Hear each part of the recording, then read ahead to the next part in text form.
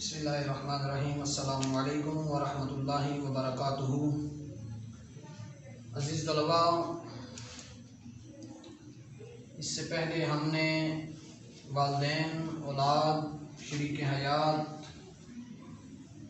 رشتہ داروں کے حقوق پر اسٹڈی کی، تو اب ہم حقوق العباد میں سے اساتذہ کے حقوق پر مختصر اسٹڈی کریں گے۔ عزیز طلباء،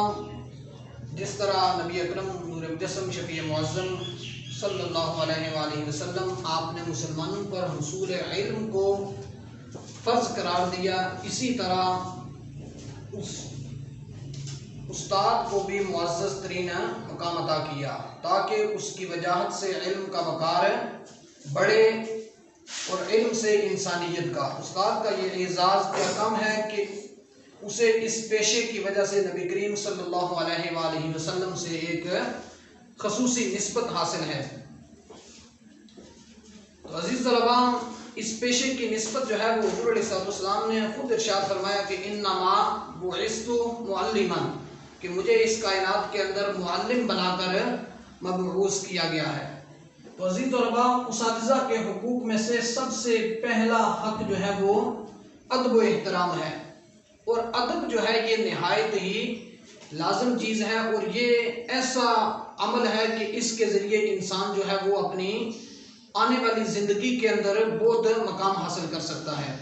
اگر کوئی شخص بغیر ادب کے اپنے استاذ، اپنے اساتذہ کا ادب نہیں کرتا تو وہ یہ سمجھ لے کہ میں دنیا کے کسی مقام پر کامیابی کی طرف چلا جاؤں گا، تو ایسا ممکن نہیں ہے۔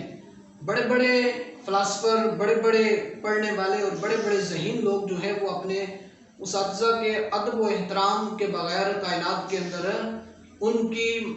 ڈگریوں اور ان کے علم کی کوئی حیثیت باقی نہیں رہتی، بلکہ وہ سب کچھ ہے ان کے ذہن اور دماغ سے یہ سب چیزیں جو ہے وہ نکل کر دور ہو جاتی ہیں۔ علم بھی تب انسان کے پاس آتا ہے کہ جب علم سکھانے والے کے ساتھ اس کا ادب و احترام ہو اور اس کے ساتھ اس کی محبت اور لگن ہو۔ نبی اکرم نور مجسم شفیع معظم صلی اللہ علیہ وآلہ وسلم آپ کا ایک فرمان ہے عزیز طلباء کہ اس کائنات کے اندر انسان کے 3 باپ ہیں۔ ایک وہ باپ کہ جس نے تمہیں عدم سے وجود میں لانے کا وہ ذریعہ بنا،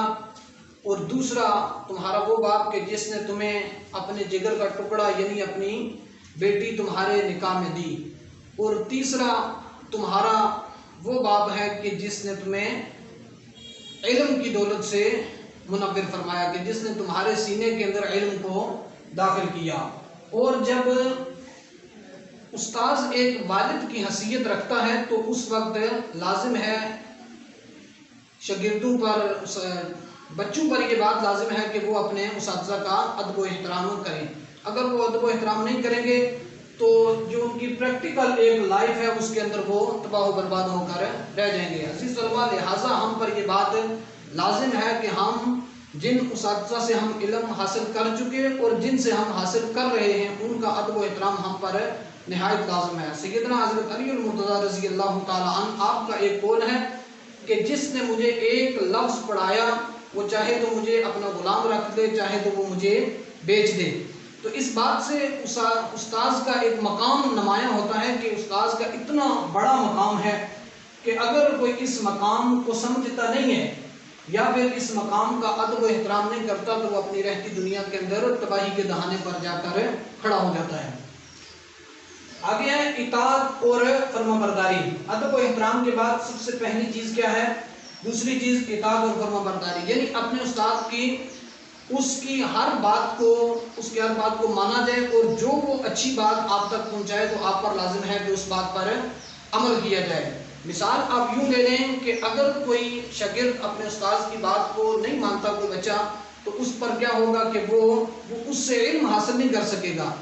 آپ بارش کی مثال لے لیں کہ جب بارش، کہتے ہیں کہ استاذ کی حیثیت جو ہے یہ ایک بارش کی طرح ہوتی ہے اور اسٹوڈنٹ کی جو ہے وہ زمین کی سی ہوتی ہے۔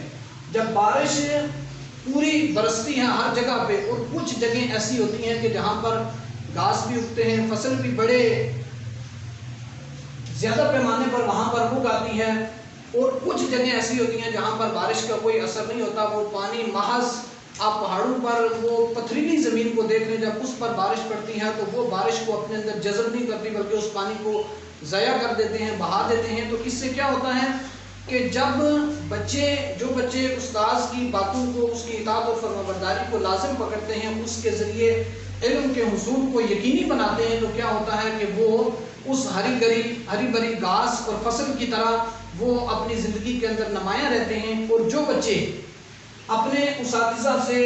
ان کی اطاعت اور فرمانبرداری نہیں کرتے تو ان کی مثال جو ہے وہ اس پتھریلی زمین کی طرح ہوتی ہے، پھر وہ بارش تو بہت برستی ہے لیکن وہ اپنے اندر کچھ چیز کو جذب نہیں کر سکتے بلکہ وہ اس کو ضائع کر دیتے ہیں۔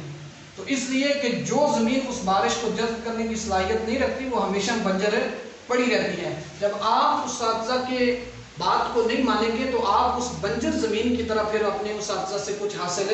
نہیں کر سکیں گے۔ عزیز طلباء، ہمارے اس معاشرے کے اندر اگر اس بات پر غور و فکر کیا جائے تو آج کے ہمارے اس ماحول کے اندر استاذ کو وہ نمایاں مقام حاصل نہیں ہے کہ جو اس کو ہونا چاہیے، اور ہم پر یہ بات لازم ہے کہ ہم اپنے اساتذہ کا ادب و احترام کریں اگر ہم اس دنیا کے اندر کامیابی کی طرف جانا چاہتے ہیں، کیونکہ ادب و احترام اور اطاعت و فرمانبرداری ایک ایسی چیز ہے کہ جو انسان کو بڑے بلند مقام تک لے کر جا سکتی ہے۔ لیکن اگر جن طلباء کے سینے جو ہے وہ اس چیز سے خالی ہیں تو وہ کسی جگہ بھی کسی مقام پر بھی کوئی مقام حاصل نہیں کر سکتے۔ اس لیے ہم پر لازم ہے کہ ہم اپنے اساتذہ کی اطاعت و فرمانبرداری کریں۔ آگے کہ استاد کی ہدایت پر عمل کرنا۔ اساتذہ کے حقوق پر اگر بات کی جائے تو حقوق تو بے شمار ہیں، لیکن ہم یہاں پر چند حقوق جو ہیں وہ آپ کی نظر کر رہے ہیں کہ اب اساتذہ کی ہدایت پر عمل کرنا بھی لازم ہے، کیونکہ آپ دیکھیں کہ کوئی بھی استاد اپنے شاگرد سے حسد نہیں کرتا۔ جس طرح والدین کی یہ خواہش ہوتی ہے کہ میرا بیٹا جتنے مرضی بڑے مقام پر چلا جائے،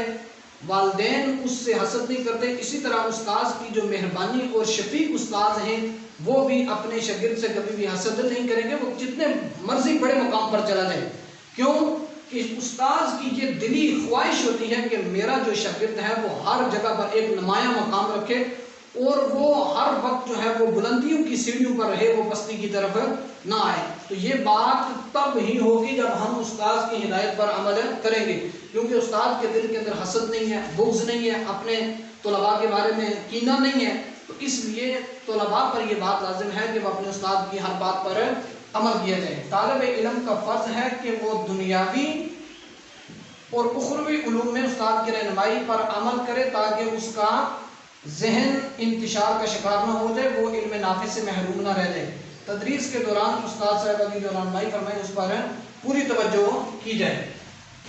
یوں سمجھ لیجیے کہ جب آپ کلاس روم کے اندر ہیں تو اس وقت آپ استاد کی ہر بات کو نوٹ کیا جائے، وہاں پر بجائے اس کے کہ آپ کسی دوسرے عمل کے اندر شرارتوں کے اندر مصروف رہیں، بلکہ آپ استاد کی ہر بات کو باغور سنیں اور اس پر عمل کریں، تو خلا کے عالم اللہ جل مجدہ کی ذات جو ہے وہ آپ کو کامیابی کی طرف گامزن فرمائے گی۔ آگے ہیں آداب کی پابندی۔ آداب کی پابندی بھی نہایت لازم ہے۔ کچھ آداب جو ہیں وہ کلاس روم کے ہوتے ہیں، کچھ آداب اس ادارے کے ہوتے ہیں جہاں پر آپ علم حاصل کر رہے ہیں، تو آپ پر لازم ہے کہ وہاں پر ہر طرح کے آداب کی جو ہے وہ پابندی کو لازم سمجھیں۔ شاگرد کا فرض استاد کی موجودگی میں آداب مجلس کو ملحوظ خاطر رکھے اور کوئی ایسی بات نہ کرے جو استاد کی طبیعت پر ناگوار گزرے۔ اب یہ بات آپ نہایت عام ہے، کچھ طلباء کی یہ عادت ہوتی ہے کہ جب وہ کچھ تھوڑا سا مقام حاصل کر لیتے ہیں تو ان کی کوشش یہ ہوتی ہے کہ ہم کسی مقام پر یا کسی مجلس کے اندر بھی اپنے استاد کے سامنے کوئی ایسی بات کریں اور ان کی عزت نفس کو مجروح کیا جائے۔ یاد رکھنا، اگر بوقت حال اس وقت کے اندر آپ اپنے استاد کی بے عزتی کر دیں گے یا آپ اس کی عزت نفس کو مجروح کریں گے، لیکن کل آنے والے وقتوں کے اندر جو ہے وہ آپ کامیابی کی طرف